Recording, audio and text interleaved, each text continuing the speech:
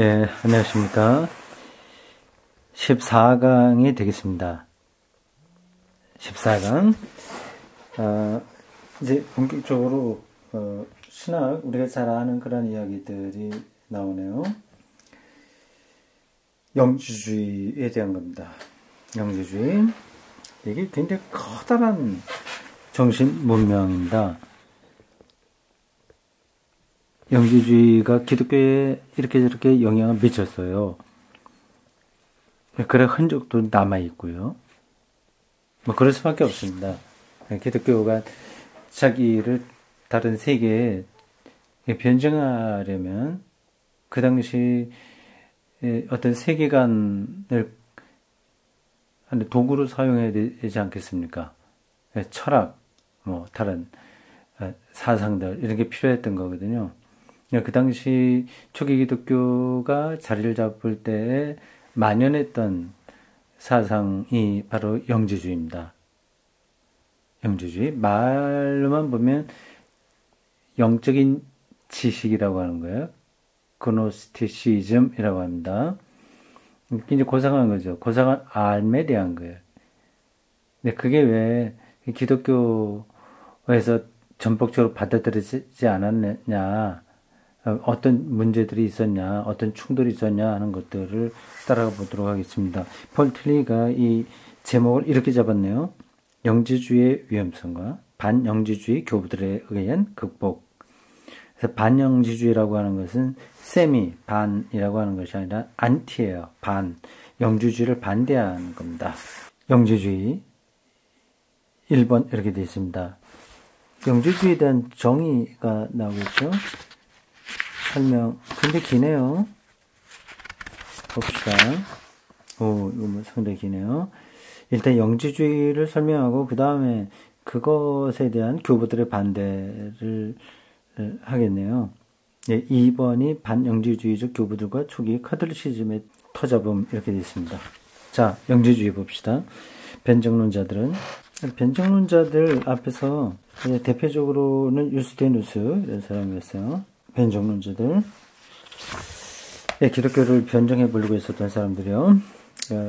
교회 바깥에 있는 세계의 기독교를 보편적 언어와 개념으로 설명해 보려고 했었던 사람들입니다. 변정론자들은 철학자들과 로마 황제들에 대해서 기독교를 변증했다. 그러나 이 기독교에 대한 위협은 밖에서 온 것만이 아니었다. 좀 더 큰 위협은 안으로부터 온 것이었다. 영지주의의 위협이 바로 것이다. 영지주의가 기독교 안에 상당히 뿌리를 내렸거든요. 그게 매력적이기 때문에 그렇습니다. 세상에 이는 어떤 세속적인 거 그거하고는 좀 다른 고상한 지식을 말하기 때문에 초기 기독교인들이 마음을 줄만한 거죠. 영지주의란 말은 그노시스라는 그리스어에서 유래했다. 그것은 지식을 말한다. 그노시스라는 이 말은 세 가지 의미로 쓰여졌다. 첫째는 지식 일반이란 의미, 둘째는 신비적 합일이란 의미, 세 번째는 성적 결합이란 의미이다. 세 번째 성적 결합이라고 하는 의미도 여기 단어에 있단 말이죠. 몰랐던 겁니다. 그노시스라고 하는 말은 세 가지 의미로 쓰여졌는데 일반적으로 지식을 가리키기도 하고 신비적인 합의를 가리키기도 하고요. 세 번째는 성적인 결합 의미예요. 신비적 합의, 일반적인 지식이라고 하는 건 아시겠죠? 그 지구가 태양을 돈다라든지 2 더하기 2는 4다 이런 것들이 일반적인 지식입니다. 둘째, 신비적 합일. 이거는 이렇게 수학 공식이나 물리적 사실로 다 해명되지 않은 그런 일치를 얘기합니다. 예수 그리스도 안에 내가 있고 내 안에 그리스도가 있다고 하는 이 바울의 사상 말씀이 있잖아요. 그런 것들은 신비적 합일이죠. 성만찬을 통해서 우리가 그리스도의 몸과 하나 된다고 하는 것도 실질적으로 그래야 되는 건 아니잖아요. 신비적인 합일입니다. 성적 결합은 상당한 다이나믹한 게 있는데 그것까지 이 그노시스라고 하는 단어가 포함하고 있군요. 가봅시다. 이 세 가지 의미는 모두 신약 성서 안에서도 찾아볼 수 있다. 그노시스란 헬라어예요. 그노시스란 과학적 인식을 의미하지 않고 참여에 대한 인식을 의미한다. 그러니까 기독교에서 그걸 매력적으로 생각할 수밖에 없는 거예요. 그냥 겉으로 드러나는 것이 아니라 거기 이렇게 참여하는 것까지 포함하니까 그렇습니다. 이것은 부부 사이의 관계처럼 친밀한 결합이다.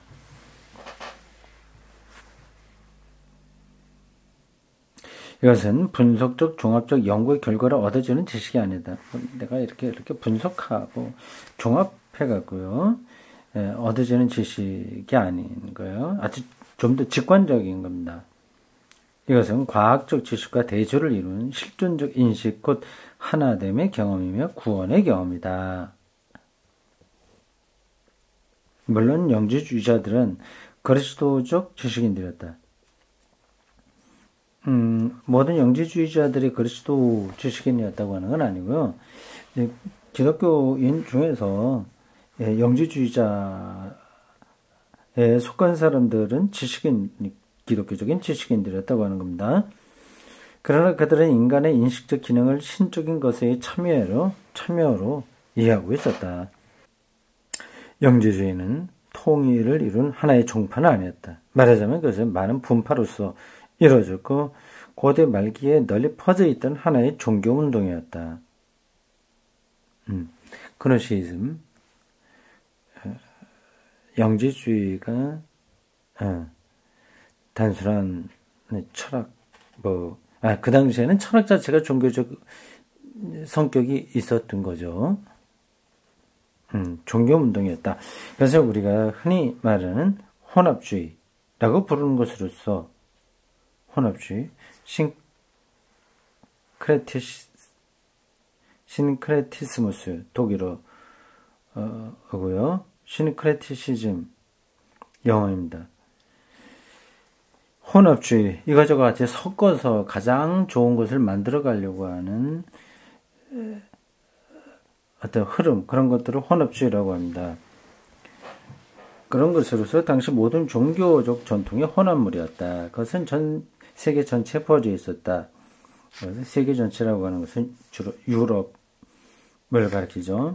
그래서 그것은 그리스 철학에도 뚫고 들어갔고 유대교에도 뚫고 들어갔으며 알렉산드리아의 필로는 그 전형적인 선구자였다. 알렉산드리아가 유대교 디아스포라 유대인들이 많았던 곳입니다. 이집트의 북쪽에 있는 커다란 도시였어요. 아주 유명한 도시입니다. 알렉산드리아라고 이렇게 도시 이름이 붙여진 걸 보면 알렉산드 대왕이 거기를 정복해서 자기 이름을 붙여서 발전시킨 도시로 보입니다. 알렉산드리아에 필론이라고 하는 유대인 학자가 있는데 그게 이제 유대교 안에 있는 영지주의자들의 대표라고 하네요. 또 로마 제국과 그리스도교에도 뚫고 들어갔을 정도로 아주 강한 것이었다. 앞에서 그렇게 말씀드렸죠. 만연히 있었다. 그 당시에 지중해 중심으로 해서 남쪽 이집트, 동쪽 팔레스타인과 페르시아 이런 쪽, 북쪽에 그리스와 로마 이런 쭉 전체적으로 이 영지주의가 여러 곳에 여러 분야에 깊이 뿌리를 내렸습니다. 매력적이었어요. 이 종교적 혼합물이 영지주의의 중요한 전제는 다음과 같은 것이다. 우리가 지금 영지주의가 뭔가를 틸리히를 통해서 배우고 있는 중입니다. 중요한 공부예요. 기독교 안에 영지주의적인 요소가 있기 때문입니다. 선악 대립 이런 것들은 영지주의적이에요. 빛과 어둠 이런 것들이 그렇습니다. 그러니까 복음서 중에서 맨 나중에 기록된 요한복음 안에 그런 요소들이 많이 있습니다. 성서적인 근거의 구약 성경이죠. 거기에 따르면 선악 이원론적 대립은 불가능합니다. 근데 그런 불가능한 것으로 이 세계를 해명하기는 쉽지 않거든요. 이 세계에 왜 이렇게 악이 있고 불행이 있고 재앙이 있냐 하는 것에 대해서 유일신론적인 구약 성서로는 설명이 그렇게 깨끗하게 되지 않습니다. 자, 그 영지주의가 말하고 있는 전제 몇 가지가 여기 나옵니다. 봅시다. 첫째, 모든 민족 종교는 알렉산더 대왕과 로마의 정복으로 하여 무너진다는 것이다. 이런 걸 전제한다. 나라가 무너지니까 결국은 영적인 지식이 최고다. 그런 뜻인가 보죠. 위대한 세계 제국이 모든 민족을 근전시킨다는 것이다. 이것은 소극적인 전제다. 둘째, 신화에 대한 철학적 비유적 해석이다. 영지주의 체계는 우리에게 합리화된 신화론을 대하는 느낌을 준다. 신화를 합리적으로 설명했단 말이죠. 네, 이런 거 하나하나 다 설명을 해야 되는데, 저도 잘 모릅니다. 어렴풋이만 알아서, 설명하지 않겠습니다. 셋째는 고대 신비주의 전통인 미리종교의 부흥이다. 미리종교. 넷째, 동방의 종교운동에서 볼 수 있었던 심령 등 마술적 요소의 재등장이다. 여기서 동방이라고 하는 것은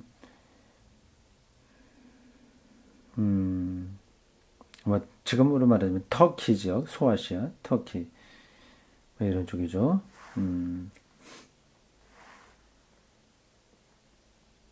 여러 가지 정치적 사상들은 서쪽에서 동쪽으로 옮겨왔지만 종교운동, 영지주의라고 부르는 이 종교적 혼합주의 운동을 포함해서 이런 것들은 동쪽에서 서쪽으로 옮겨왔다.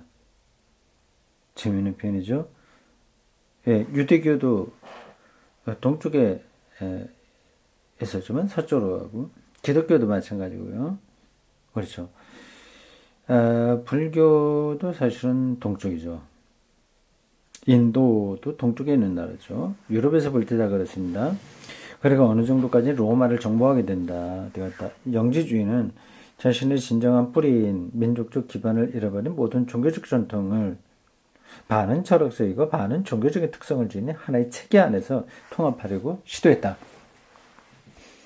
큰 제국이 나타나서 작은 나라다 허물고 또 그 제국이 무너지고 그러니까 어떤 중심이 없잖아요. 저기 세계를 보는 관점들의 토대가 부실하게 되는 겁니다. 그런 흔적들을 다 모아서 안에 체계를 세운 안에 종교 운동, 혼합주의적 종교죠. 이것저것 다 끌어모았다고 합니다. 그게 바로 영지주의다. 그 얘기입니다. 영지주의 집단과 원시의 그리스도교 사이에는 비슷한 점도 많았지만 서로 다른 점도 많았다. 영지주의자들은 교회의 공적 설교에 반대하고 영지주의적인 입신자들에게만이 알려진 비교가 있다고 생각했다. 아주 비밀스러운 교리라고 하는 거죠. 이들은 구약 성서를 거부했다. 그것은 구약 성서가 이들의 기본적인 신앙 명제의 많은 부분과 모순되었기 때문이다. 이제 그게 뭔지 나와요. 앞에서 제가 얘기한 겁니다. 그리고 이들의 이원론적이고 금욕적인 경향과 모순되었기 때문이다. 이원론적인 거예요. 선악이 극한적으로 대립합니다. 참된 신이고 거짓된 신이 대립합니다. 그게 세계의 역사라고 본 거죠. 금욕주의적인 경향. 근데 이 구약 성서에는 금욕주의가 개입될 수가 없어요.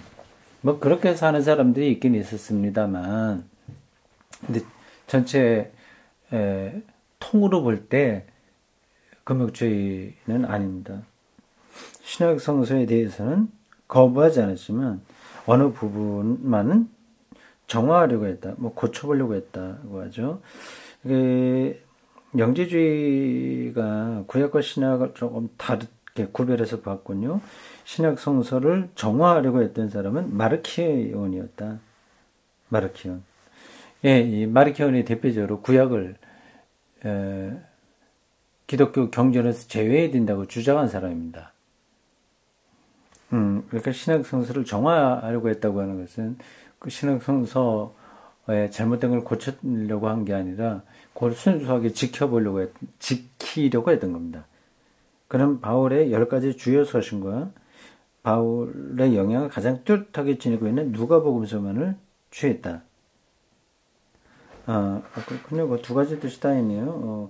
신약 성경에서도 더 정화해서 추려내려고 했고, 구약은 배제하려고 했었다. 이 두 가지 성격이 다 정화했다고 하는 이 표현에 들어있는 내용입니다.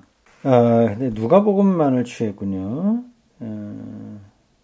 사실은 영지주의적인 성격이 요한복음에 제법 들어있거든요. 네, 넘어가겠습니다. 마르키오는 144년에 로마에서 그의 교단을 세웠다. 기독교예요. 당연히 기독교 학자입니다. 그는 원래 사변적 철학자라기보다는 종교 개혁자였다. 그가 세운 교단은 오랫동안 지속되었다. 교단 이름이 뭔가요? 그는 반론, 안티테제라고, 반, 테제, 명제죠. 그러한 제목의 책을 썼는데, 여기에서 그는 구약 성서의 신과 신약 성서의 신을 대립시키고, 구약의 신은 율법의 신이라고 해서 거부하고, 신약의 신은 복음의 신이라고 해서 받아들였다. 그래서 두 신이 있어 어느 쪽을 선택할 것인가의 문제로서 이해할 것이 아니다. 오히려 그것은 하르나기 만년에 실험했던 문제가 이것이었지만 구약과 신약의 두 성서가 도대체 결합될 수 있는 것인가의 문제로 이해해야 할 것이다. 마르키온 혹은 마르시온이라고도 합니다. 마르키온주의는 철저하게 바울주의적 한 형태로서 전체 교회사를 꿰뚫고 있다. 이 바울주의의 한 형태라 이렇게 표현하고 있네요. 그럼 바울에게도 영지주의적인 요소가 있다는 이야기이지 않습니까? 신비적 그리스도와의 결합 이런 거를 본다면 그렇게 볼만도 한데, 근데 딱 그렇게 규정하기는 쉽지 않을 것 같은데요. 오늘날 우리는 계시의 신과 자연법의 신을 대립시킨 바르트 학파에서 마르키온주의의 모습을 본다. 이 틸리는 한 걸음 더 나가서 바르트 학파까지 마르키온주의 저기는 흔적이 있는 걸로 보네요. 그건 조금 많이 나간 이야기 같습니다. 물론 바르트 학파에서는 제2의 신을 말하지 않는다. 이러한 환상적인 신화는 오늘날에는 불가능하다. 선한 신과 악한 신의 대립, 이건 불가능한 거죠.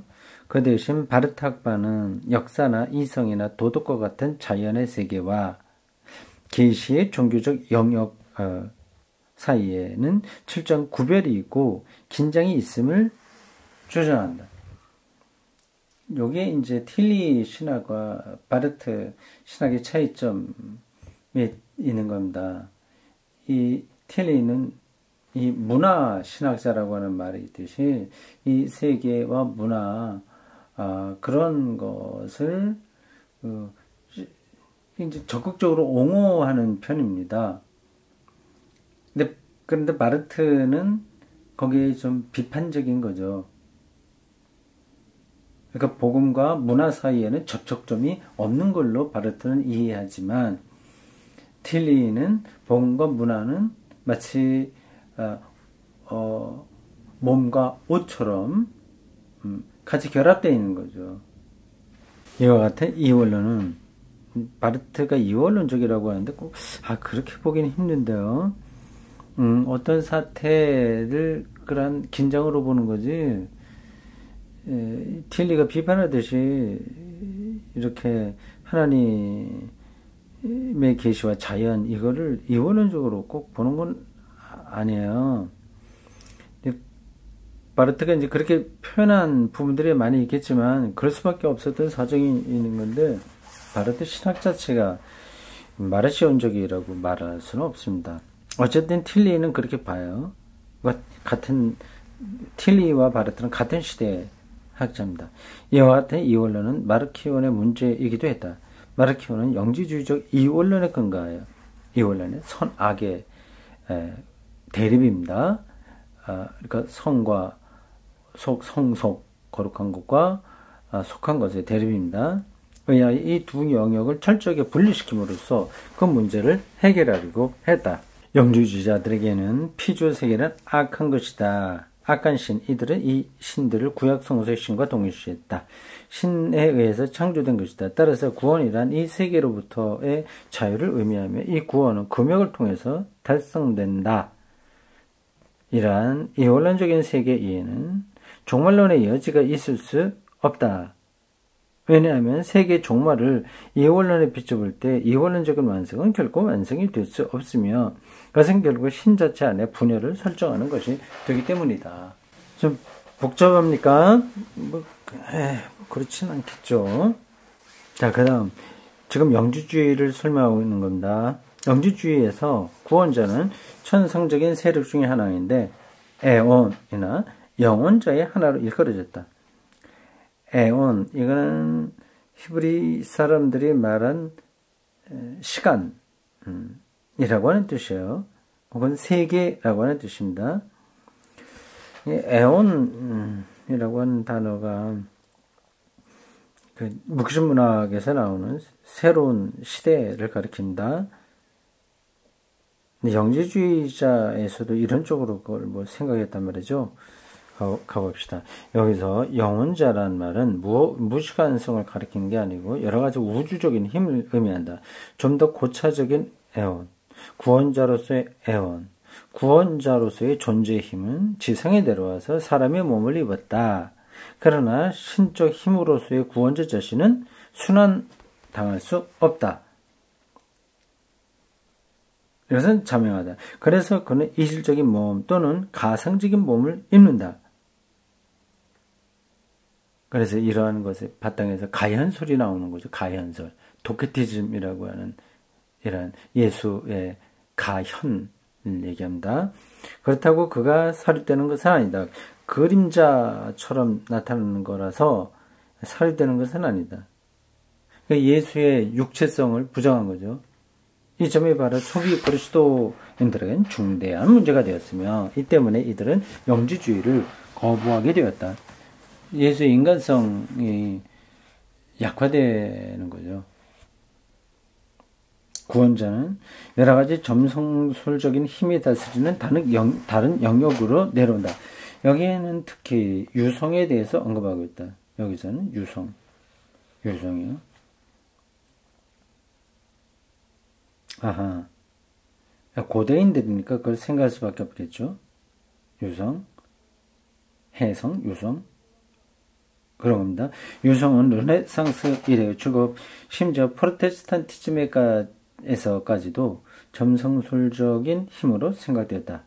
구원자는 이런 마성적인 세력들의 영역을 뚫고 내려와 이것들을 정복하고 그렇게 함으로써 마성적인 세력들이 숨기고 있는 무기를 폭로한다. 구원자는 그들의 이름과 성격을 폭로함으로써 그들의 세력의 인장을 파괴한다. 마성적인 힘이 지니는 비밀의 이름을 아는 사람은 그 이름을 부름으로써 그 힘을 이긴 사람이 되고 그 힘을 무너뜨리게 된다. 좀 복잡하죠. 어느 영지주의 문서에는 이렇게 나타나 있다. 굉장히 신비적이고 미리적입니다. 이 인장을 가진 자가 가진 내가 내려가서 모든 애원을 뚫고 나가리라. 요한계시록에 있는 표현하고 비슷해요. 나는 모든 비밀을 알 것이며 신의 모습을 보여주리라. 그리고서 나는 그노시스라고 부르는 거룩한 길에 숨겨진 것들을 가지고 가리라. 여기에서 우리는 선한 신, 곧 땅 위에 내려온 비밀스러운 의식이에요. 의 힘이 약속되어 있음을 알게 된다. 굉장히 신비적인 종교, 혼합 종교라고 하는 것을 여기서도 알 수 있죠.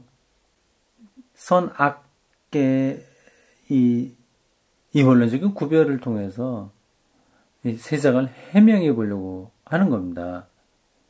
그 다음 마성적 세력은 운명을 나타내고 있다. 그들의 손에 떨어진 인간의 혼은 구원자에 의해서, 그리고 그 구원자가 가져온 지식에 의해서 해방된다. 말하자면 영지주의의 구원자는 유성적 세력들의 검은 마술에 대해서 좋은 마술을 사용한다.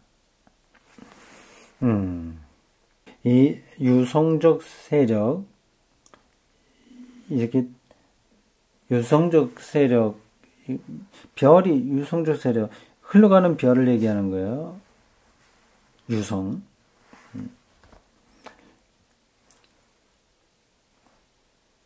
유성적 세력들이란 바울로가 로마서 8장에서 그리스도에 의해서 정복된 것으로 말한 그 세력과 동일한 것이다. 성례전의 마술적 힘도 이것에 의해서 설명된다.